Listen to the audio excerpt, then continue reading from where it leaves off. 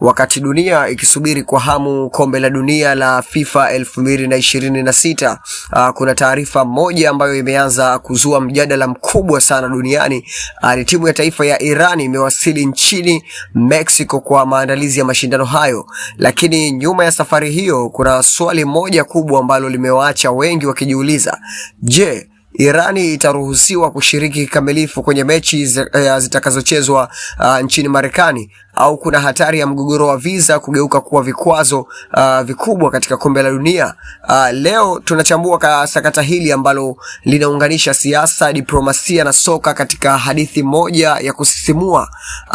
Kombe la dunia la 2026 linatarajiwa kuwa moja ya mashindano makubwa zaidi kuwahi kufanyika. Kwa mara ya kwanza mashindano haya yataandaliwa kwa pamoja na Marekani, Mexico na Canada, lakini wakati mataifa mengi yakijiandaa kwa furaha, Irani imejikuta katikati ya mjadala mkubwa wa kimataifa.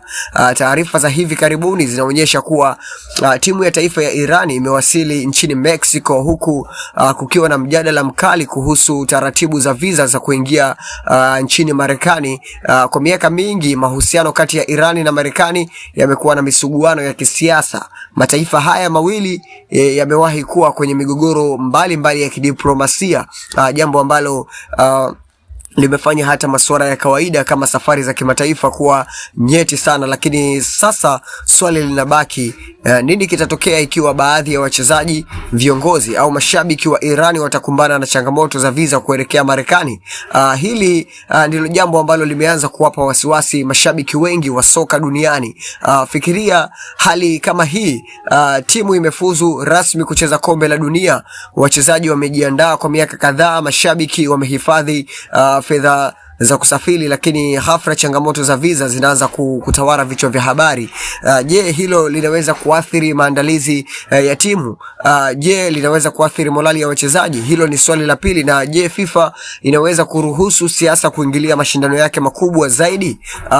Maswali haya yanaendelea kujadiliwa katika vyombo vya habari vingi sana duniani, na wachambuzi wengi wanaamini kuwa FIFA itafanya kila linalowezekana kuhakikisha timu zote zilizofuzu zinapata nafasi ya sawa ya kushiriki mashindano hayo. Lakini wengine wanaonya kuwa mazingira ya kisiasa duniani yamebadilika sana kiasi kwamba hata michezo mikubwa haiwezi kujitenga kabisa na siasa. Kinachofanya taarifa hii kuwa ya kipekee zaidi ni kwamba kombe la dunia la mwaka 2026 litafanyika katika nchi 3 tofauti.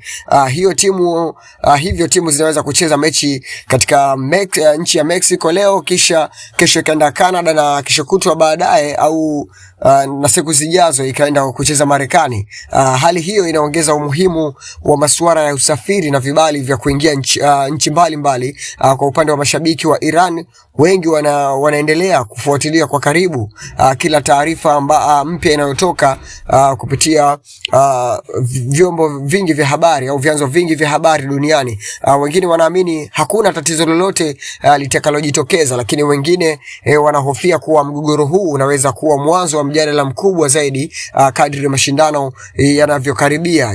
Hasa mashabiki wengi kutokea Iran wanahofu sana. Je, swala la kupata visa kuingia Marekani litakuwa ni jambo jepesi kwao? Na hapo ndipo taarifa hii inapozidi kuvuta zaidi hisia za wapenzi wengi wa soka duniani. Je, tunaangalia swala la kawaida la visa ambalo litamalizika kimya, au dunia inashuhudia mwanzo wa mgogoro ambao unaweza kuwa moja ya habari kubwa zaidi kabla ya kombe la dunia la 2026? Yes, kadri siku zinavyosogea kuelekea FIFA World Cup 2026, macho ya dunia yataendelea kuelekezwa kwa Iran, Marekani na FIFA yenyewe.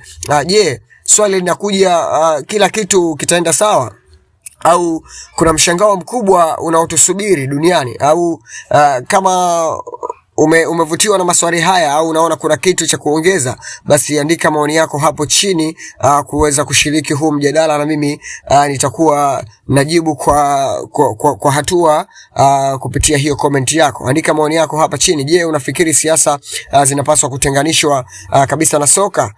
Bana, usisahau ku-like video hii, pia kusubscribe Duara TV na kuwasha kengele ili usipitwe na habari kubwa zinazotikisa dunia.